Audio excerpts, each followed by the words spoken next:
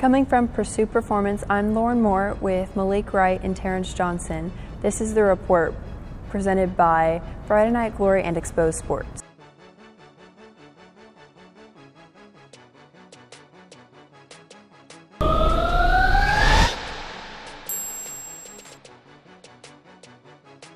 Our first show, we will be looking into our dream matchups for the season, defensive linemen in the area, Darkhorse DFW teams, the biggest changes of the offseason, including coaches, district realignment, and player transfers, and the chances that the Allen Eagles repeat a state title.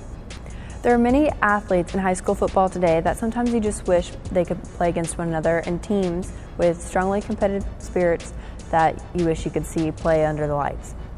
Are there any teams or players that you wish you could see match up? Well, my first dream matchup is going to be actually a rematch of the last game we saw last season with Highland Park versus Manville. Great fourth quarter, great whole game, came down to the last 2 yards. Although both teams, they've lost some talent. Of course, Stephen Jones is gone, but they want each other again. Manville definitely wants them again, so I'd love to see that again.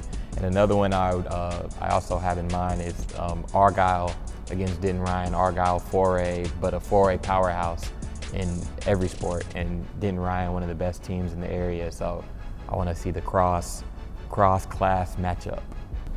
Yeah, I'm going to argue with you on that with Manville and Highland Park, one of the best games probably I ever seen in my life of living of high school football. Like you say, they did lose a lot of talent on both sides of the ball. That was a game of inches, a game of less mistakes, a game of almost being out-coached because Highland Park kicked that onside kick, gave them momentum. They came back. It was so good, Randy Allen had to come back out of retirement. He retired only to come back this year. So yeah, let's look for them to, ride the wave of Randy Allen and how he coached with that staff over there. Pretty funny in that one too, how Kirk Martin, the Manville coach, soon after that, he's a Syracuse quarterback coach now. So not only did they lose a bunch of players talented, but also the coach himself. Yeah, and to leave off that loss is tough, so I'm surprised he didn't come back after. It was a cold night in December too. Long trip back. The Dallas-Fort Worth area has a past of great talent at the defensive line position.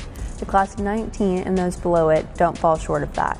Who are the most notable defensive linemen that you see in the area? Okay, well, I'm going to start with Prince Dorba, defensive lineman from Highland Park, coming off a state championship. Big kid, great performance in that game. I'm going to give a spot shout out to the Denton Ryan entire defensive line, bringing back 6 starters from the group, and they were sophomore, juniors last year. And I think they only have 1 senior now in the group. So that camaraderie that they added, a year of experience playing next to the same guys, that's going to help a lot. And then also senior now, Anthony Greer from Arlington Bowie had a great scrimmage last night against South Grand Prairie. Yeah, I'm going to go with Prince DeBoer too. He was a very high motor kid during that championship run. He's come back to anchor that defensive line. Then you got the Allen Eagles. They have OU commit EJ Ndama Ogar. He's up there with the defensive line. They eat greedy down in the trenches. They got a couple of guys under him that follow his lead. So state championship is brewing on both ends of those teams. Dark Horses are not likely to repeat, probably slim to none, but the Eagles and the Scouts, I think you better be keeping your eyes out for that squad, both squads. Okay. And I got another one for you. Israel Uzman, adopted out of Africa from Colleyville, playing for Colleyville Heritage now. Yeah, he's a really talented kid. I watched him play a few times last season. Great kid. I'd also have to go with John Brand out of Marcus.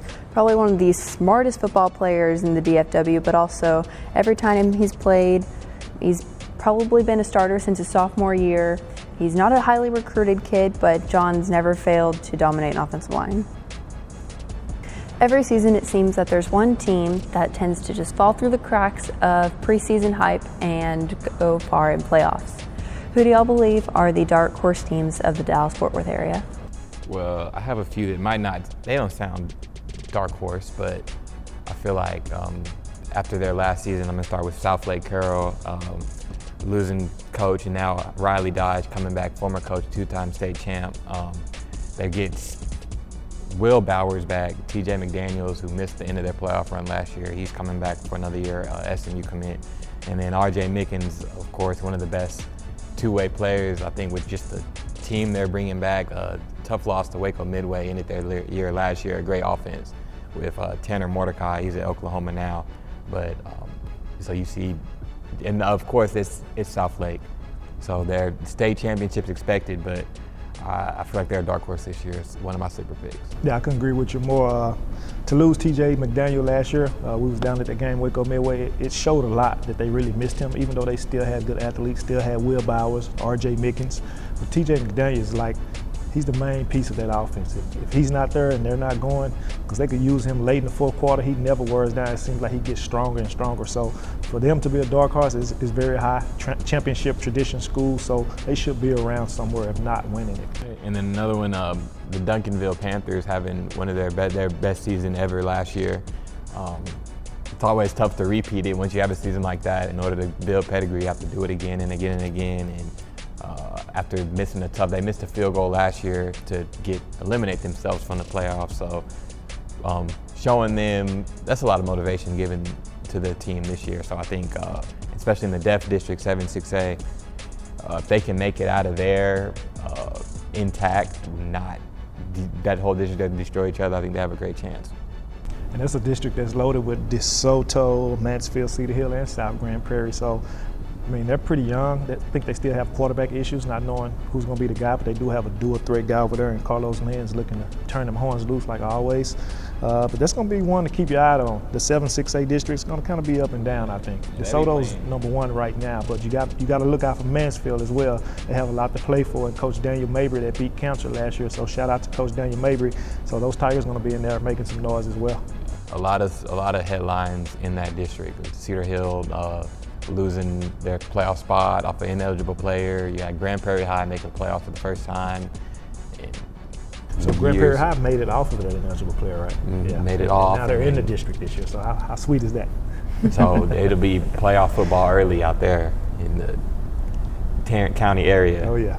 This offseason really set the bar high for what we expect this season, with the district realignment, stadiums making headlines, players transferring, and coaching jobs switching it up.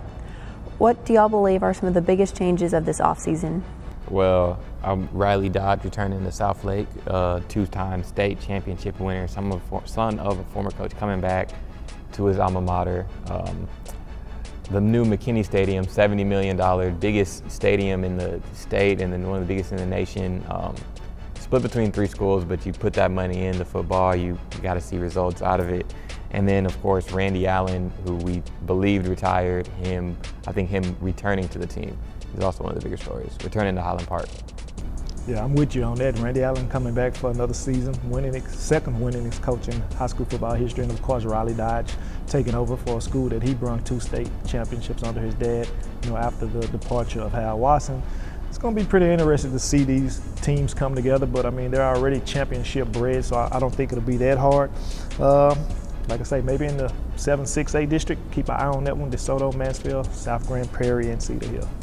I think a big player transfer would have to be Jeffrey Carter, an athlete that's committed to Texas A&M, transferring from Aledo to Mansfield Legacy.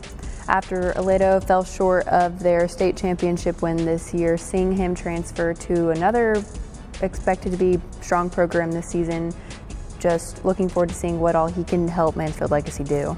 Teaming up with Jalen Catalan, giving him another weapon, which is something that he definitely needed last year.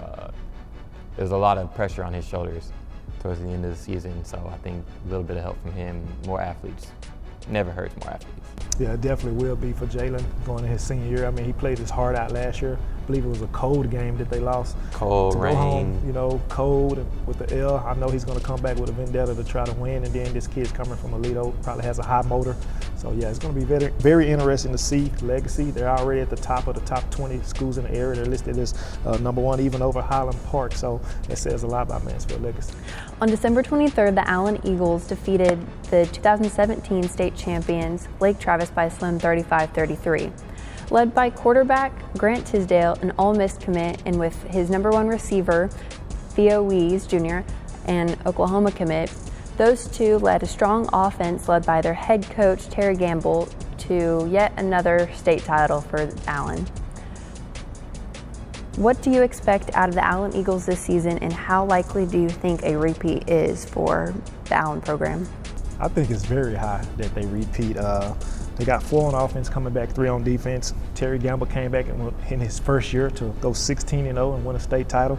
The tradition is rich up in the Allen Eagles community there. I mean, what do you have to lose when you got a quarterback in Grant Tisdale? You got the #1 receiver in Theo Weiss, OU commit. Then you have EJ Nadoma, a guard, going to OU. So OU is down here just taking all the notable players, and they are some top players. So I would say a repeat is likely for that school to get back to putting up banners and putting their names on that stadium. Well, hopefully UT gets that idea from Oklahoma, but again, just if Allen can stay healthy with all the weapons they have, the experience, the pedigree, the secondary, their defense with Weiss and Grant Tisdale on offense, that might be the most notable, but the defense probably has had the best secondary I'd seen in high school football last year. It was extremely tough to throw against them. So barring injury, with the plays they make, the athletes they have, I think that I would agree that it's state or bust for them, and I would early on pick them to win the state title. The Eagles face Mesquite Horn Week 1 at home to kick off their 2018 season and their hopefully run for a repeat of the 6A state title. Friday Night Glory at Friday Night Glory on YouTube. Follow us on Instagram and Twitter at Friday Night Glory, and stay up to date at FridayNightGlory.com. Big shout out to Pursue Performance and Expose Sports for helping us put this on. Thank you.